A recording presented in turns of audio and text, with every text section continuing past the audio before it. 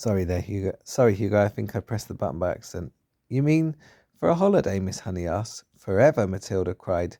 Daddy said we were never coming back. There was a brief silence, then Miss Honey said, Actually, I'm not very surprised. You mean you knew they were going? Matilda cried. Why didn't you tell me? No, darling, Miss Honey said. I did not know they were going, but the news still doesn't surprise me. Why? Matilda said. Please tell me why. She was still out of breath from the running and from the shock of it all. Because your father, Miss Honey, is in with a bunch of crooks. Everyone in the village knows that. My guess is that he is a receiver of stolen cars from all over the country. He's in it deep. Matilda stared at her open mouthed. Miss Honey went on. People bought stolen cars to your father's workshop where he changed the number plates and resprayed the bodies a different colour and all the rest of it.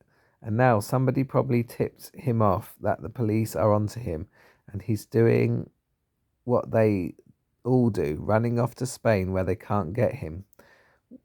He'll have been sending his money out there for years, all ready and waiting for him to arrive.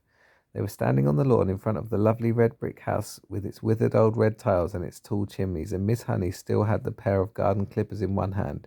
It was a warm golden evening, and a blackbird was singing somewhere nearby. I don't want to go with them, Matilda shouted suddenly.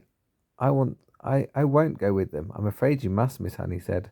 I want to live here with you, Matilda cried out. Please let me live here with you. I only wish you could, Miss Honey said, but I'm afraid it's not possible. You cannot leave your parents just because you want to. They have a right to take you with them. But what if they agreed? Matilda cried eagerly. What if they said, yes, I can stay with you? Would you let me stay with you then? Miss Honey said softly, yes, that would be heaven. Well, I think they might, Matilda cried. I honestly think they might. They don't actually care twopence about me. Not so fast, Miss Honey said.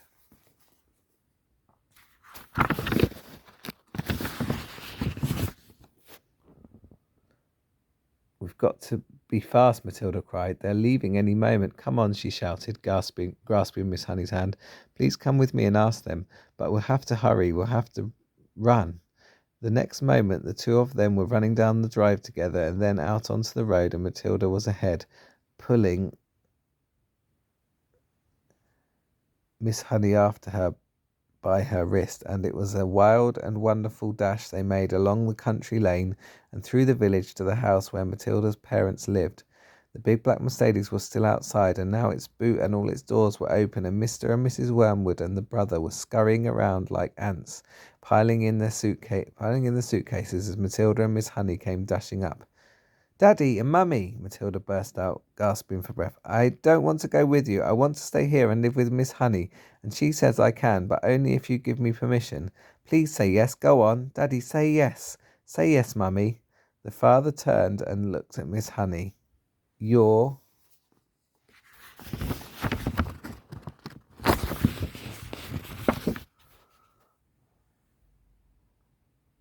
that teacher, aren't You're that teacher woman who once came here to see me, aren't you? He said. Then he went back to stowing suitcases into the car. His wife said to him, This one will have to go on the back seat. There's no more room in the boot. I would love to have Matilda, Miss Honey said. I would look after her with loving care, Mr. Wormwood, and I would pay for everything. She wouldn't cost you a penny, but it was not my idea, it was Matilda's, and I will not agree to take her without your full and willing consent. Come on, Harry, the mother said, pushing a suitcase into the back seat. Why don't we let her go, if that's what she wants? It'll be one less to look after. I'm in a hurry, the father said. I've got a plane to catch. If she wants to stay, let her stay. It's fine with me. Matilda leapt into Miss Honey's arms and hugged her, and Miss Honey hugged her back. And then the mother and father and brother were inside the car, and the car was pulling away with the tyres screaming. The brother gave away through the rear window, but the other two didn't even look back. Miss Honey was still hugging the tiny girl in her arms, and neither of them said a word as they stood there watching the big black car tearing around the corner at the end of the road and disappearing forever into the distance.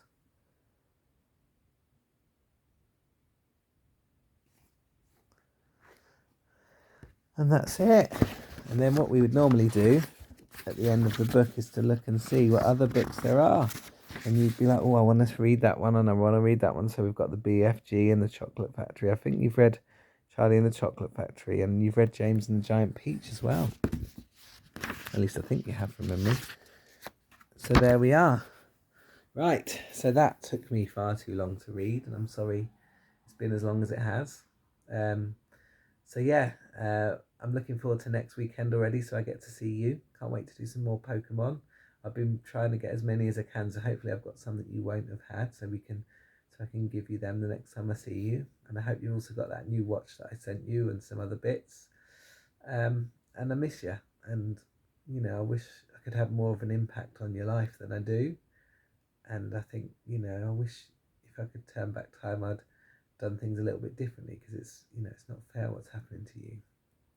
I'm always here for you, and I love you, and yeah, I'll always fight for you and just be here.